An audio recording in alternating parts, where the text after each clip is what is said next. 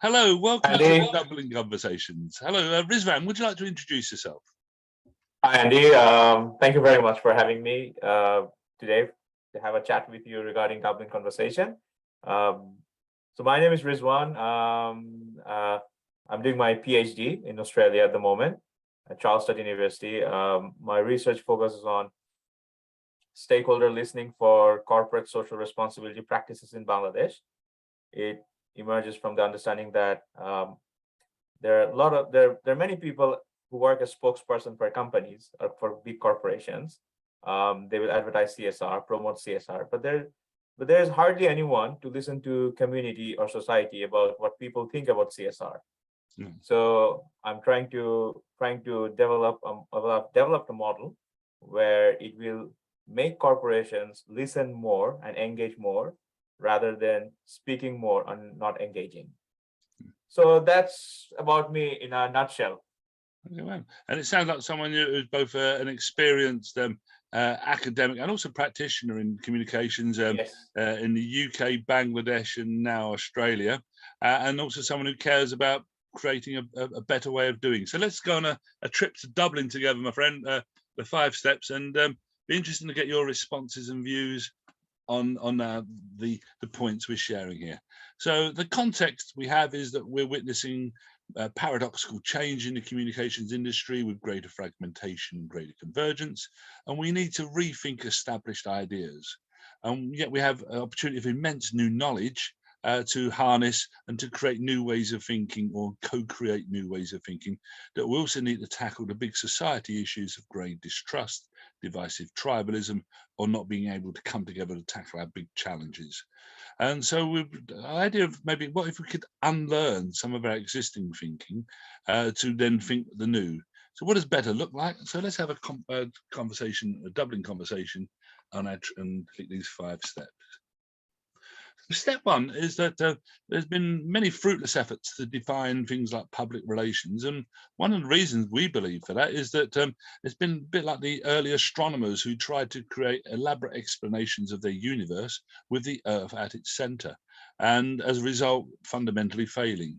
And we believe there's a need for a bigger worldview, a worldview that recognizes that after, say, eating, breathing, using your senses, one of the most critical human functions is managing perceptions and managing perceptions around your future behaviors. And therefore, at the heart of that is the confidence, and we use the word confidence not in its general parlance of self-confidence, of self-belief, but rather confidence in a statistical probability of something happening. And so confidence in your consciousness, what you perceive to be reality is real, confidence in who you are, your purpose and purposefulness, confidence in others to help not harm you, confidence others having you, and a zeitgeist confidence, a mood of the time.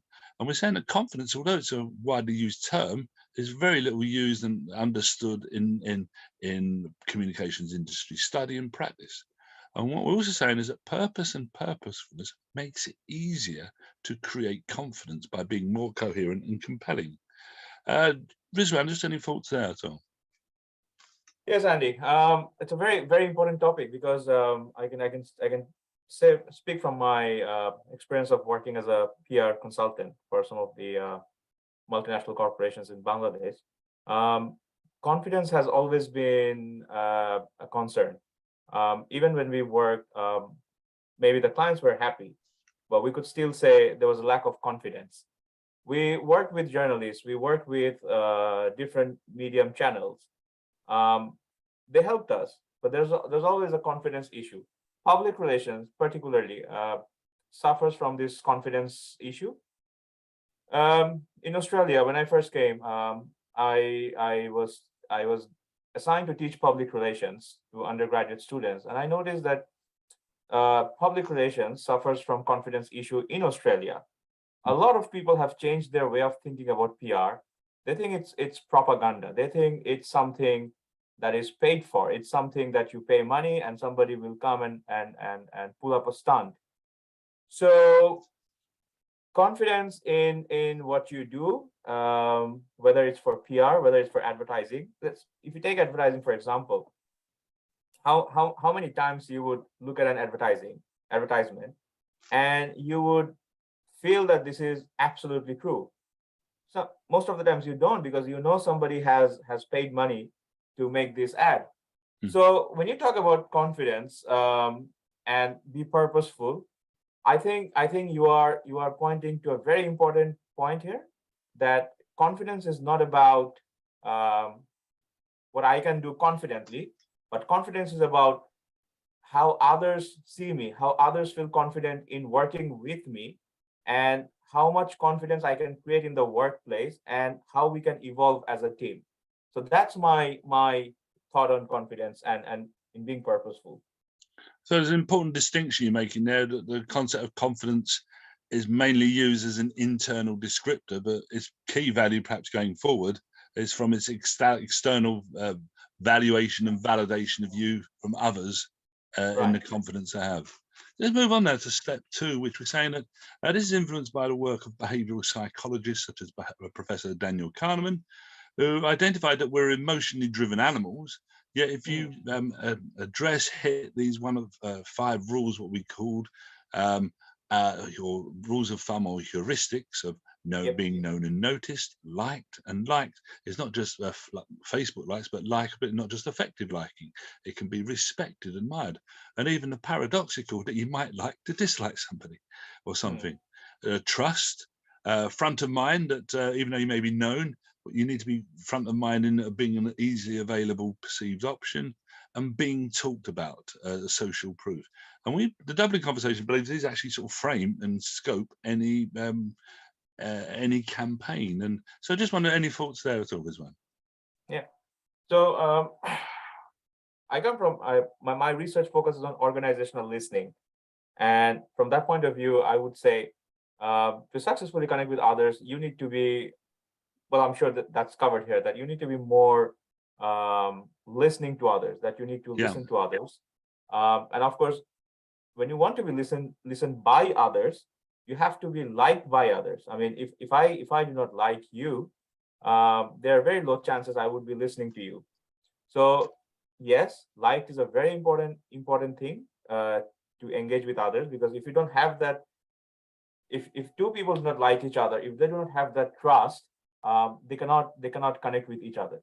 So when we studied public relations, we studied a lot of strategies and tactics of doing this and doing that. But what you have in front of me today, the to successfully connect with others, you need to have those 5 rules. These were the basics that should have been taught. That of course, you can come up with 100 different strategies of connecting with somebody, but these are the basics of connecting with somebody, basics of engaging with somebody. So you have to be liked, you have to be trusted, you have to be front of mind, you have to be talked about. So I think these are very fundamental things, as the 5 rules frame that you have. I think these should guide how future communications or public relations professionals will uh, engage with others, with their clients, with the stakeholders, with media, or whoever they want to. I think there's But a these very are very, profound. very basic and fundamentals. I think there's a very profound observation you've made there about likability and its influence and impact on the potential for other people to listen to you. I think that's a very astute observation, that people will be motivated to listen if you've got that likability. So I think that's a very stimulating point now. And then moving on, we talked about an evolution of, like, having decided what you need to do to connect with others. How do you do it? And there's an evolution of the PESO model used in the communications industry, but with some distinct evolutions. Firstly, that they're not channels, but choices, strategic options that you have. And own can be your own behaviors, your own reputation, even your own ability to listen. So that can earn respect and attention and likability, as well as spending time with someone can earn trust, as well as channels. And then also the introduction of nudge, which is really about the influence it, making it easier for people to choose the choices you prefer them to do. And so you can influence someone without even communicating by adjusting, altering their environment, their options available to them. So I just wondering any observations about this like model of framework of for engaging with people. Well, you've said a good thing, that these are not channels; these are choices. So so that should be made very clear, because somebody may take them as channels, but if they take these 5 choices as channels, they don't serve the purpose of what they're meant to do. I think for me the most important thing is earn. So it could be earning respect, it could be earning that likability, that desirability to be listened to, that confidence, earning that confidence that, okay, somebody would want to connect with me, because once you have that confidence, once you've earned confidence and the trust, it's much easier for you to communicate something, to say something. And then nudge is another important thing. You should not be imposing. You should be giving choices for people to choose that how they want to connect with you. It's not you do not decide how you want them to be connected. Let them decide how they want to connect with you. So yeah, I mean, for me, earned and nudge, these 2 would be the most important choices from these 5. And I think that's an interesting idea about earned likability as a quality, and maybe even as a strategic goal for any entity or individual. That what's my earned likability strategy in life and so on. So it's an interesting point, everyone. And then moving on, then we talk then about, well, having decided what you need to do and how you do it, then your reality is actually shaped by what's known as emergence. And there's a very simple, yet we believe profound model created by Professor Gareth Loudon of Imperial College London called the LCD model, the Listen, Connect, Do model. So you respond to your environment by listening, and listening in its broadest sense through eyes, ears, smell, intuition, and so on. You connect what you listen to other things, and do could be a development of a concept as much as a tangible action, but it's then a dynamic loop which constantly feedback in informing, reinforming, and at the heart of it is purpose that serves as an engine, and the more stronger the purpose, the more vibrant the flow of listen, connect, doing. And it's important then to emphasize about the importance of bottom up as much as top down. And also what's emerged, the industry is, the Dublin conversation believes there's a need for a new label to define the bigger environment that we believe communications practice operates in, and a label's emerged called comms, which is widely used, yet there's no formal definition of the term. And we're suggesting, let's say, first there's a need for a label, and secondly, you've got a potential candidate. And if we were to define comms, we'd propose a draft definition of how you create confidence within yourself and with others to exist, coexist, cooperate, or collaborate by managing perceptions around your future behaviors, which is fundamental to being purposeful. And that from sociology, we now learn that among human society, 2 out of 3 people will help a stranger, whereas it means that 1 out of 3 don't. And it's not making any moral judgment there, but recognizing the existence of some profound instincts, which provide the potential for foundation stones for 2 distinct philosophical approaches. A we-led approach, where your instinct is the first of the communal good, the others, which could be labeled maybe a public relations approach, and a me-led thinking, where it's about self-interest, which could be labeled an advertising approach. So on this question of emergence there and these different elements, any thoughts there, Rizwan? Interesting. I was just writing something about something before this interview, and it quite fits in here. We have a theory in qualitative research we call the constructivist theory, or social constructivism. To me, this more looks like there are elements of social constructivism here, because what we argue in social constructivism is that if you want to understand people, you have to understand their social context, their behavior, their emotions, and how they interact with others. And once you know how they interact with others, that unlocks a lot of your questions, because those interactions will decide how somebody will perceive something. So, for example, whether public relations is good or bad will depend on someone's social context and their interaction with others. If others interact and say PR is good, chances are very high that person is also going to think PR is good. So I think that's here.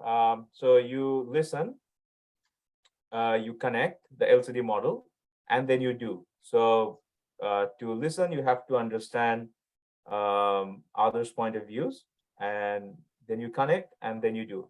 Regarding comms definition, this is very interesting, and I think I need to study it more. Yeah. It says how you create confidence within yourself and with others to exist, coexist, cooperate, or collaborate by managing perceptions around your future behavior. Now, this is something, these last two words, I have in my mind for a while now, your future behavior. So to me, this is very important. We need to be more futuristic. We need to be more thinking, not just our present. When we decide to communicate with others, we also have to think what impact it will have for us in the future. So I think this definition is very futuristic in that sense. Maybe the industry is not there yet to accept this as a definition for comms, but let's operationalize this. Yeah, and we-led approach and me-led approach, these are very new things to me. So I'm not sure how much I understand, but yeah, I'll have to do some reading on this before I could say something. Some provocations there, but again, some fascinating insight about social models there, as well as I say, the emphasis on future behaviours as opposed to past and previous. And then lastly, if I said, we identified that we're potentially entering a new era where current communications industry practice is very much framed around what's called a two-way communications, where both parties respect each other in the interaction. And we're suggesting maybe there's a need to a third dimension. This is influenced by the work of Professor Jim McNamara in Australia, who identified a distrust-trust continuum. And at one end of the spectrum, you'd be distrusting, other end, you're over-trusting, which then leads to maybe naivety, but also a basis for dogma, prejudice, and bias. And this, we've labeled as middle zone purposeful trust, where it's the vital space that enables social interaction to take place. And we're suggesting there's a need for a new model of communications that goes beyond two-way and just both sides respect each other. But the third dimension, that with every interaction where you seek to earn confidence, you also replenish and enhance the social fabric that contains the trust, the togetherness, and being open to understanding with each other. And that with every interaction, you seek to add to and grow to ensure that there's the ecosystem there to engage, to enable social interaction to take place. So just some thoughts there, Rizwan, on this idea. Indeed. So look at these two spectrums: under-trusted, disengaged, and over-trusting, disengaged. Absolutely true. I've taught at a university for 4 years back in Bangladesh before coming here. And in my classroom, I could say some students would not question anything, would not even ask me anything. And they take it for granted, over trusting that whatever the lecturer says, that's absolutely true. And then there were some people who would either question a lot or who would not question at all because they believe the lecturer doesn't know anything. So after this lecture, I might as well go to the library and do my own study, and I find out the answers myself. So you're right. So there has to be a center point where people should not be over trusting and people should not be under trusting, and that's where your the third and purposeful trust zone. I think this is a very, very good addition to the model. I think that should be there. And so to be engaged, you have to be monitoring. You have to be critically thinking, and most importantly, you have to be questioning, because if you do not question, there's no way one could understand how engaged you are or whatever is delivered to you, whether you're accepting it or not. No question means you haven't listened to it, you haven't accepted it, you just don't care. Or maybe you take everything for granted, whether it's right or wrong. So that's a very good addition there, the purposeful trust. Have you tell Jim McNamara about it? We're in the process of discussing and being one of our conversations, and we look forward to his responses to this now. And I like the idea you said there about relating this to, as I say, I can relate to being a fellow university lecturer, that actually this does underpin a spectrum of responses there. And then lastly, as I say, we've done the 5 steps. How do you feel after doing the 5 steps? Do you feel more confident about addressing what does better look like for the communications industries? How do you feel? I think, Andy, well, if one could actually practice these 5 steps, particularly the last one about the trust issues, and the one that we had before, where you have to earn trust, you have to earn confidence, you have to be likable. If these things are practiced in communication, I think we don't have to label it as public relations. We don't have to label it as advertising. It could be something on its own. It could be a new change.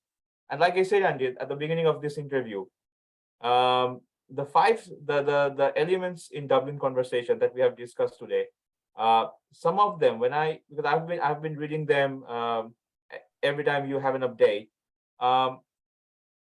This is what I feel every time, that these are the fundamentals that we should have been taught in our public relations class.